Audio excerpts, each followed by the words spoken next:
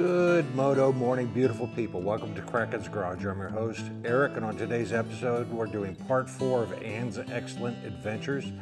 Today's story centers around a Yamaha Virago Midnight Special 1000cc V-twin bike that she absolutely adored, and the challenges of buying as a female back then. Let's get to the video. Let's get cracking.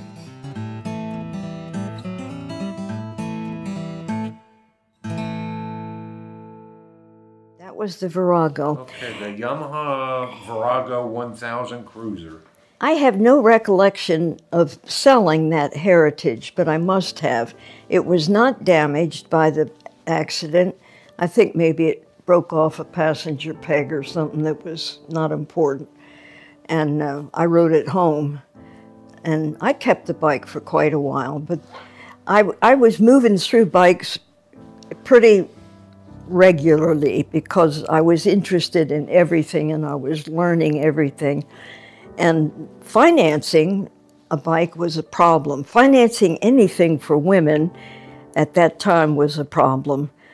And when I wanted to buy the Virago, I think it was like $7,800 at that time. I said to Flip, I don't have any credit at all. And I would like to start establishing credit. And every time we bought a couch or a refrigerator, it always went in my husband's name, and he accrued the credit for it. And you, I think, had pointed out to me that I didn't have any credit at all. And he said, you want to do something about this. So we went to household finance.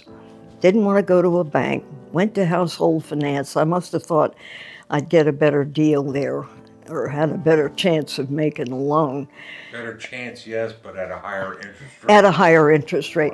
So in we went, parked out front in the Jag, went in looking like $1 million, Flip, coat and tie, me dressed up.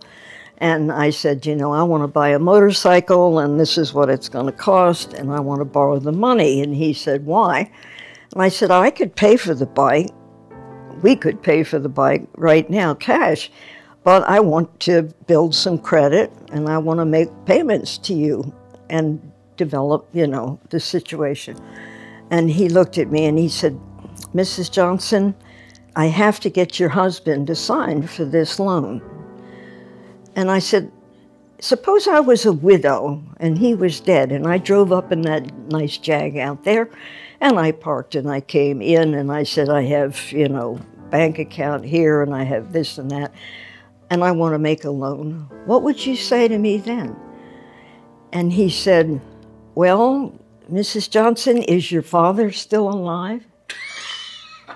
I'll never forget it. I just looked at him and I realized really what a nothing person a wife was at that time. It's a very chauvinistic society. It's a very chauvinistic society.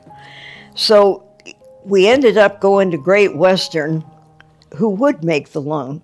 I don't know why they were willing to do it. I wasn't employed. I didn't have any income. I totally understood why household finance didn't want to do it. But Great Western Bank did, so I made payments for like 6 or 7 months on it, and then I paid the balance off, and that was the end of that.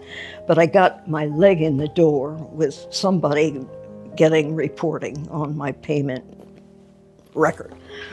So anyway, I wanted this Yamaha Virago in the worst way. That was my next great love. And it was a cruiser, had a very low seat, put your feet flat on the ground, and it was a V-twin, but it was 1000 cc's, and I just thought that was the living end, you know, all of it in sliced bread. So Flip said, where are you going to put this bike? I think I probably hadn't even sold the Heritage yet. Maybe I traded the Heritage, I don't remember. And I said, well, he said, the garage is full. There's your bike, there's my bike out there, and now you're bringing in a third bike, and there's just no place to put it. And we lived in a building we had bought that was an upstairs apartment and a downstairs, and they were separated at that time, like 2 apartments, and we were living upstairs. So I rolled the Virago in from the garage and down the hall, and I parked it in the middle of the living room on the carpet in the apartment downstairs, and I kept it inside until there was room in the garage for it to live outside. And I just loved that bike. I probably kept that longer than anything else I owned. It was the first time I really felt in control of a machine that had a lot of power, but my feet were on the ground and I felt competent to handle it. And I was just really comfortable with it. It was a great bike, and I had it for a long time.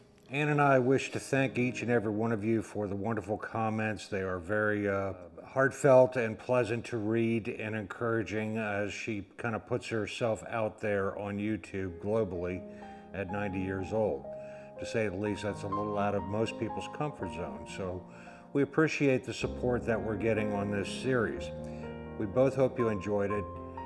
Until the next one, go ride because it's good for you. Peace.